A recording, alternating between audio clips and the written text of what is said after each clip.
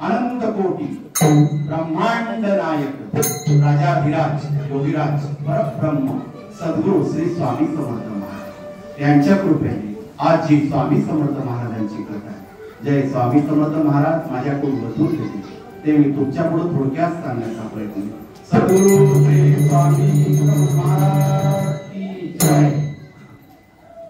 श्री स्वामी समर्थ अनंत कोटी ब्रह्मांड नायक राजाधिराज योगीराज परब्रह्म सद्गुरु श्री स्वामी समर्थ महाराज यांच्या कृपेने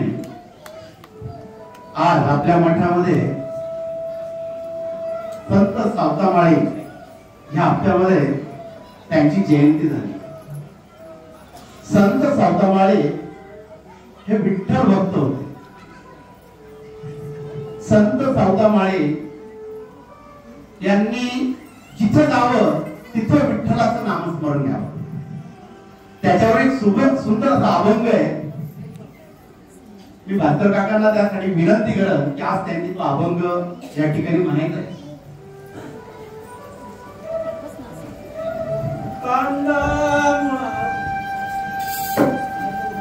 कांदा मुळा भाजी अवघी विठाई माझी कांदा मुळा भाजी अवघी विठाई माझी कांदा मुळा भाजी अवघी विठाई माझी कांदा मुळा भाजी अवघी विठाई माझी कांदा मुळा भाजी अवघी विठाई माझी कांदा मुळा भाजी अवघी विठाई माझी कांदा मुळा भाजी अवघी विठाई माझी कांदा मुळा भाजी अवघी विठाई माझी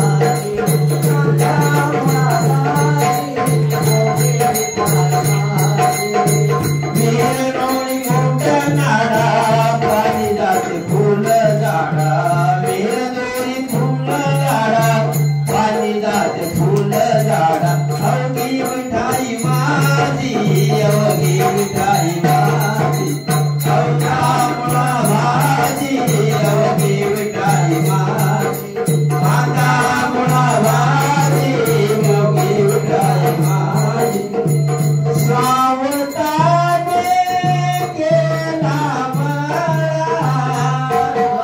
सावताने केला मला सावताने केला मला सावताने केला मला विठ्ठल पायी गोविला गळा विठ्ठल पायी गोविला गळा कांदा मुळा भाजी कांदा मुळा भाजी कांदा मुळा भाजी कांदा मुळा भाजी अवघी विठाई माझी अवघी विठाई माझी अवघी विठाई माझी अवघी विठाई माझी अवघी विठाई माझी अवघी विठाई माझी अवघी विठाई माझी अवघी विठाई माझी सद्गुरु श्री स्वामी समर्थ महाराज की जय। आणि तसेच आपले ज्येष्ठ समाज सुधारक अण्णाभाऊ साठे यांची उद्या जयंती आहे। अण्णाभाऊ साठे एक व्यक्ती कोणत्या समाजामध्ये जन्माला येणं म्हणजे त्या समाजाचं कल्याण करणं। मातंग समाजामध्ये अण्णाभाऊ साठेंचा जन्म झाला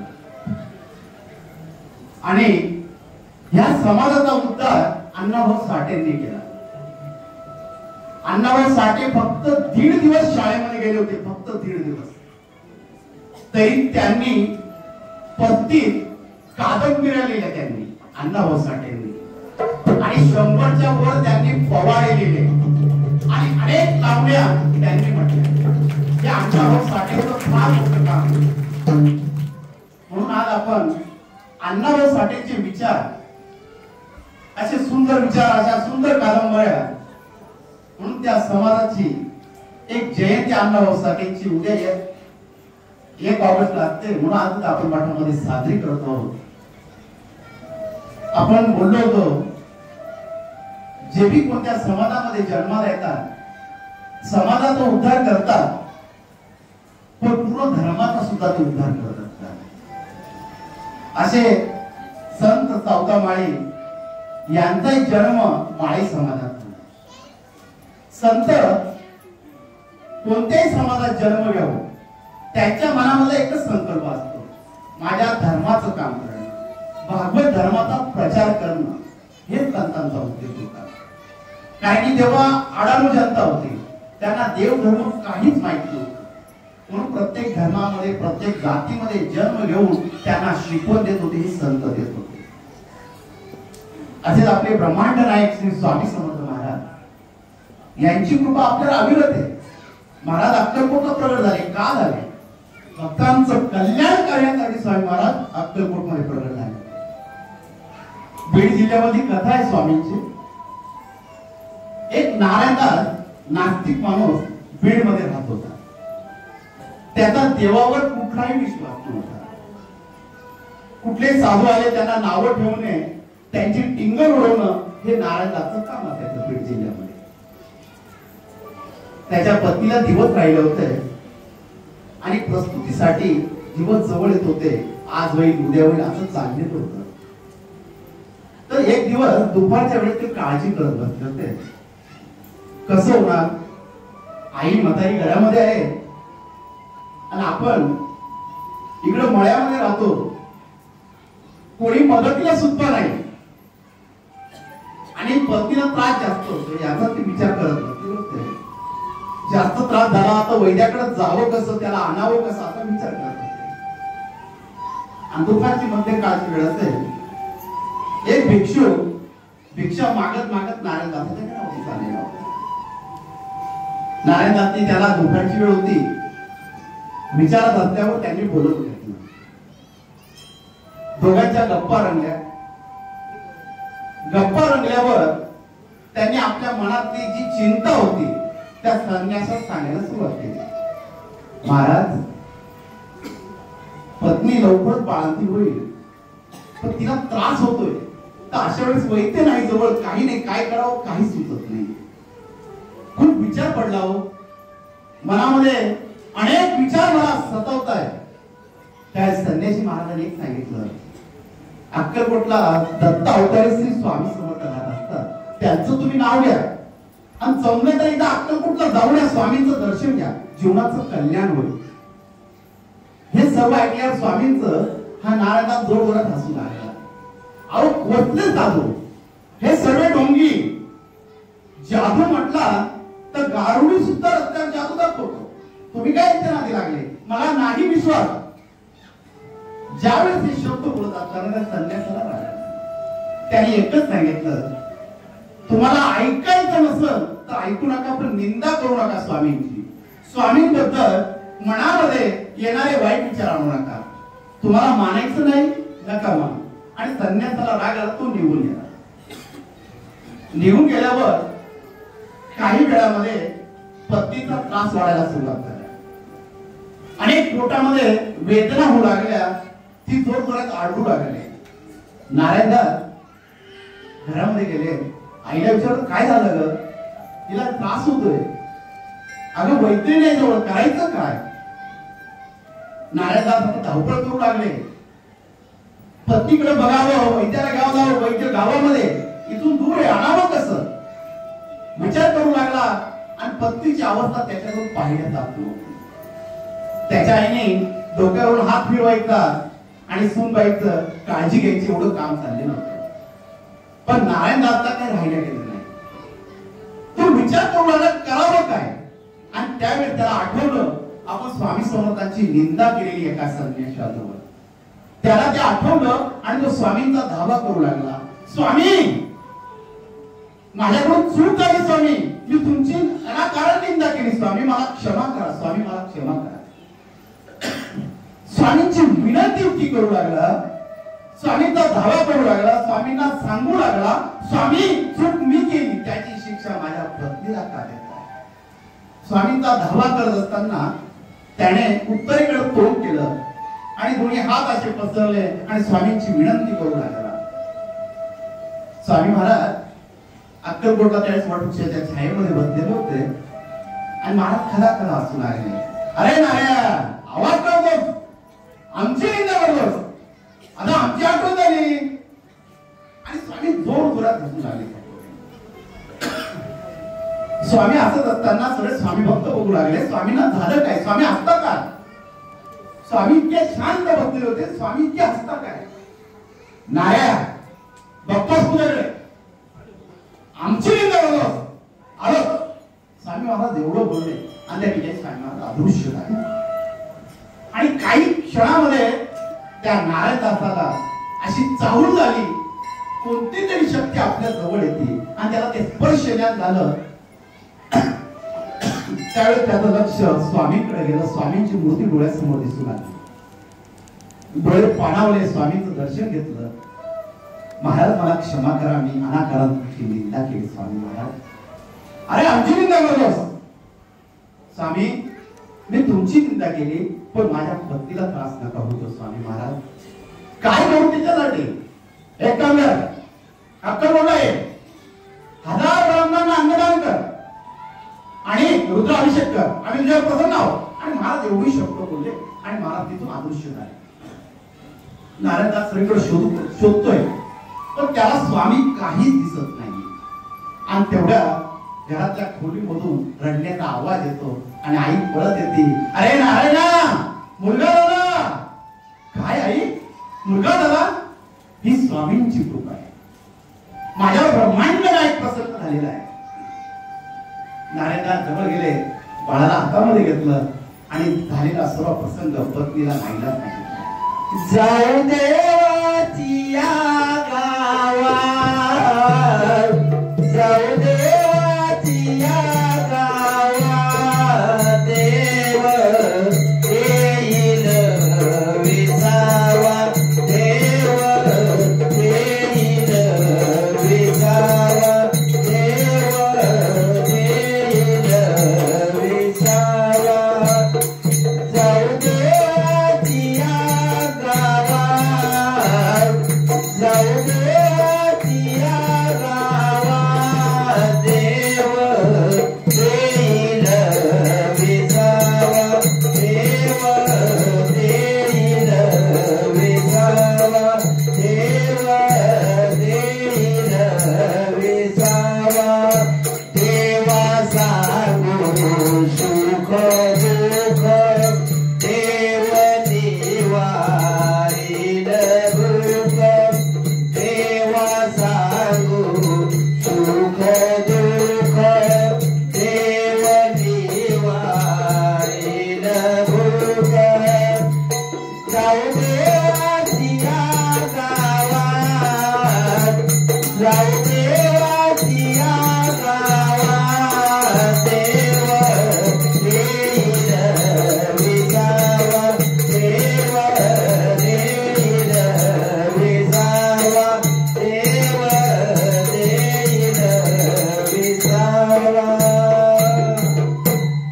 नारायणदास सर्व प्रसंग आपल्या पत्नीला नाईला सांगत होते. पत्नीच्या डोळ्यामध्ये पाणी आलं. स्वामींनी तुम्हाला खरंच दर्शन दिलं. अहो, तुम्ही देवाला मानत नाही आणि ते तुमच्यासाठी आले, विश्वास बसत नाही. नारायणदास सांगतात, खरंच मला स्वामी भेटले. पत्नीला आनंद झाला. जो नास्तिक नवरा आहे, कधी देवाचं नाव घेत नाही, आज त्याच्या मुखामध्ये स्वामींचं नाव येते, त्याचा आनंद पत्नीला जास्त झालेला. दिवसामागे दिवस चाललेले होते. मुलगा 5-6 महिन्याचा झाला. नारायणदास स्वामींना केलेला नवस विसरून गेलेला होता. कधी आईने सांगितलं, अरे अक्कलकोटला जायचं आपल्याला, त्यावेळेस नारायणदास चिडून जात असते आणि पत्नीने सांगितल्यावर भांडण करत असते. असं एकदा झालं, दोनदा झालं. आणि एक दिवस नारायणदास घरामध्ये आले, दुपारची वेळ होते. पत्नीने सांगितलं आपल्याला अक्कलकोटला जायचं आणि त्यावेळेस नारायणदास जोर जोरात भांडण चालू केलं. पण त्यावेळेस जोरात भांडण झाल्यावर पत्नीने आणि आईनी त्याला बळजबरी अक्कलकोटला आणलं. स्वामींची लीला अशी असते, अक्कलकोटला तोच पोचतो, स्वामींच्या दर्शनाला तोच जातो, त्याच्यावर ब्रह्मांड नायकाची कृपा असते. स्वामींच्या इच्छेशिवाय काहीच होऊ शकत नाही. स्वामी जे ठरवतात ते होतं. आपण कधी कधी होतो, मी अचानक आलो, मला स्वामींचं दर्शन मिळालं.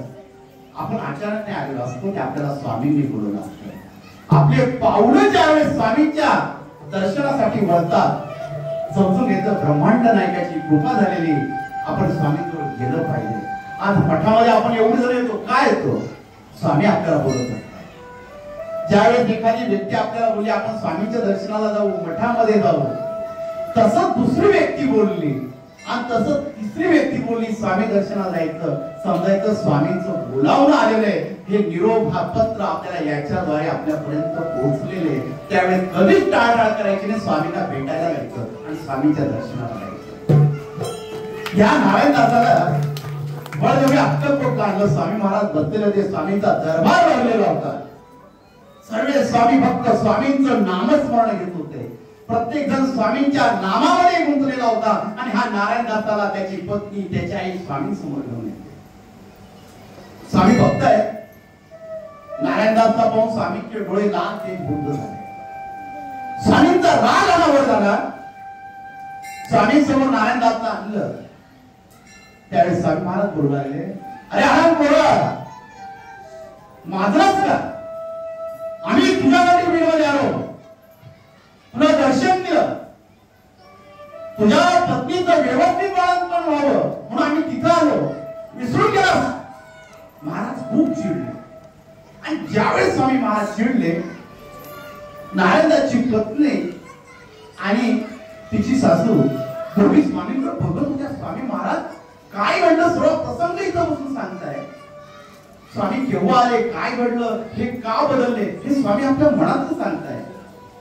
त्यावेळेस स्वामी महाराज चालते झाले, अंगावर पितांबर टाकला स्वामी महाराज तिथून निघून गेले.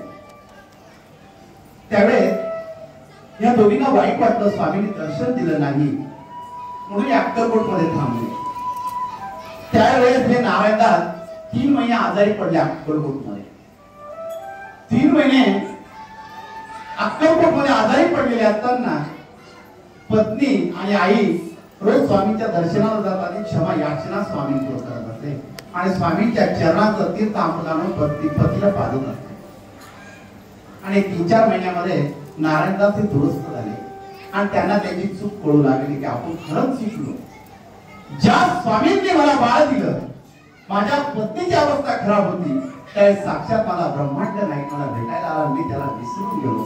त्यांची चूक त्यांना कळाली आणि ते धावत स्वामीच्या चरणाजवळ येऊन आले. स्वामीचे घट्ट चरण पकडून लागले आणि ढसा स्वामीच्या चरणावर पडून लागले. स्वामी क्षमा असावी, स्वामी क्षमा असावी, या बाळाला क्षमा करा स्वामी महाराज क्षमा. आणि पत्नी आणि आई तिथंच उभं होतं. त्या स्वामी महाराज, अरे बाळा घरचं तो आमचा बाळा येणार आहे, आम्ही तुला बोलवलं, तुझे कर्मामध्ये काही योग असे होते म्हणून आम्हाला तुला आजारी पाडावं लागलं आणि तुझ्या कर्माच्या फेऱ्यातून आम्ही तुला मुक्त केलंय. आता तू आमचा भक्त झालाय. ते नारायणदास रडता रडता स्वामींना नमस्कार करत होते. ते कट्टर स्वामी भक्त झालेले होते. स्वामी बोलू लागले, आता घरी जा, सुखाने संसार कर, आम्ही तुझ्या पाठीशी आहोत. स्वामी महाराज आशीर्वाद देत होते. नारायणदास, त्यांची पत्नी आणि आई स्वामींचे घट्ट चरण पकडून स्वामींकडे सारखं पाहत. या चरणांपासून मला आता दूर व्हायचं नाही, मला स्वामींपासून दूर नाही जायचंय. पण स्वामींचा आदेश येतोय, घरी जा, सुखाने संसार कर, आम्ही तुझ्या बरोबर आहोत, काळजी करू नकोस. तिला जर स्वामी समोर उभे राहिले, स्वामी एकच आशीर्वाद दिला, बेवडस मी तुझ्या पाठीशी. स्वामी